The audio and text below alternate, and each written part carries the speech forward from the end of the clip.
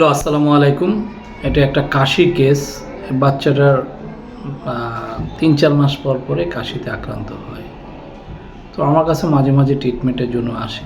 তো এবারও আসছে। এবার আপনার রোজার ঈদের আগে আসছে।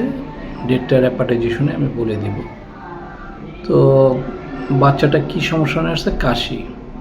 দেখাতেছে এই যে আমার এখানে কাশি কাশি কাশি কফ বেরোয়, এভাবে দেখাচ্ছে। ঠিক আছে। কাশি কীভাবে আরাম পাও? একটু পানি খেলে আরাম লাগে। লাল চা, গরম পানি, আদা মশলা, জিরা পানি এগুলি খেলে ভালো লাগে। এভাবে কমে, আর একটু পানি খেলে কমে। কাশিতে আর কি নিঃশ্বাস নিতে আর কি কষ্ট হয়ে যায়।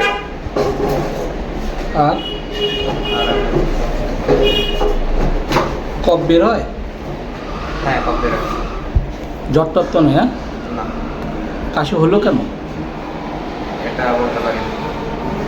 খেলাধুলা বা কোনো কিছু এমনি কাশি শুরু কবে থেকে? 2-3 দিন। কোনো কিছু আছে? না, লিমিট নেই। কোনো বাকি করলে আরাম লাগে? আপনি চলে যান।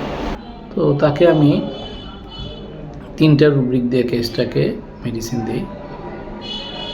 এই যে এখানে দেখালো touch, impel to touch, dilation, injury being ইঞ্জুরিটা কষ্ট দিচ্ছে, হেল্থ এমিলারেশন, এই 3 রুব্রিক করে তাকে সালফার 30 3টা ডোজ দেওয়া হয়। তো 3টা ডোজ খাওয়ার পরে জ্বর ভালো হয়ে, কাশি ভালো হয়ে যায়। তারপরে সে চলতেছে। এটা মেবি মে মাসের লাস্টের দিকে ছিল, জুন মাসের প্রথম দিকে।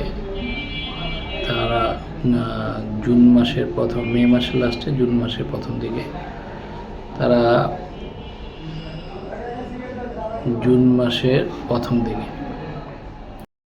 হ্যালো। তারপর ওষুধ খাওয়ার পর তার তো এটা ভালো হয়ে যায়, ভালোই চলতেছিল।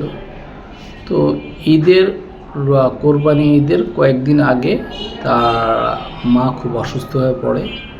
তাকে কয়েকটা হসপিটালে ট্রান্সফার করা হয়। তারপরে ঈদ চলে আসে, ঈদের বাড়িতে যায়। বাড়িতে গিয়ে ওই সময় ইলেকট্রিসিটি খুব সমস্যা হয় বাড়িতে, যার আমরা জানি যে গ্রামে কারেন্টের খুব ডিস্টার্ব দেয়। বাড়িতে 3 দিন ছিল ঈদ উপলক্ষে, কোরবানি ঈদ উপলক্ষে। তো 3 দিনে কারেন্ট ছিল না। বললো যে আমাকে কারেন্ট না থাকার কারণে সেখানে যে কাশি হয়, এবং কাশি এখন প্রচুর বেড়ে গেছে। কি হয়েছে? সে কাশি বেড়ে যাওয়ার পর উঠে কাট বেশি। হ্যাঁ, কিন্তু দাঁড়ায় থাকলে অথবা বসে থাকলে এরকম কোনো কাশি আসে না, শুইলেই কাশি আসে। কফ বেরোয়? হ্যাঁ, বের হয়। মাঝে মাঝে বের হয়, মাঝে মাঝে বের হয়। তো ওষুধটা যে দিলাম যে ঈদের আগে, ওইটা খেয়ে কমে নেই? ওই সময় তো কম ছিল তোমার কাশ। হ্যাঁ, ওইটা কম ছিল, কিন্তু এখন বেশি। ওই ওষুধ খেয়ে কি কমটা কম ছিল? না, কমেনি না? এ বাড়ছে কবে থেকে আবার? এই কয়েকদিন। কয়েকদিন মানে? 2 দিন 3 দিন এরকম। কেন বাড়লো হঠাৎ করে? কি জানি, বলতে পারি না। কি গরমে ঘামে টামে এরকম কোনো বিষয় আছে? অনেক গরম ছিল। না, গরম তো ছিল, ঘাম হয়েছে কি না? কামছি রাত্রেবেলা, মানে গ্রামে ছিলাম না, এসি ছিল না, এটি ছিল না। এই কারণ। লাগে না। হ্যাঁ, না গ্রামে যারা থাকছে এখন তো গরমে একবার 12টা বাজছে। কারণ তোমার এই ঈদের পর থেকে তো আর বৃষ্টি হয় না, ইদানিং একটু বৃষ্টি হইতেছে। তাহলে তুমি ওই ওষুধ খাওয়ার পর, তোমাকে তো ওইটা ওষুধ দিছে অনেক আগে বলতে ঈদেরও অনেক আগে না? ওই ওষুধটাকে তোমার এতদিন কাশ মোটামুটি ছিল না মতো, বা কম ছিল, যাই ছিল। তো দেশে যাইয়া তোমার এই গরমের পর থেকে আবার বেড়ে গেছে, এই তো মূল বিষয়। আমি একটু কথা বলতে পারি না, কথা বললে কাশি বেড়ে যায়। তো এটা একটা খুব সুন্দর রুব্রিক আছে, fair talking list on some fair talking, তারপরে কফ লিস্ট অন মিনিমাম, অর্থাৎ মিনিমাম কথা বলে, সামান্য একটু কথা বললেও কাজটা বেড়ে যায়। এটার উপর তাকে আমি ব্রায়োনিয়া করি। ব্রায়োনিয়া তাকে 30 করা হয়, 3টা ডোজ, আর এগুলো মেডিসিন দিয়ে ছেড়ে দেওয়া হয়। তো এটা ওষুধ শেষ হওয়ার মধ্যেই তার কাজটা ভালো হয়ে যায়। তো আসলে সবসময় যে এক মেডিসিনে আমরা সাকসেস হবে বিষয়টা তা না, অনেক সময় 2-3টা মেডিসিন লেগে যায়। তো এই কেসটাতে তাই হয়েছে। সে কিন্তু ভালোই ছিল, কিন্তু একটা কজেশনের কারণে তার কাজটা আবার দেখা দিচ্ছে, আবার বাড়ছে।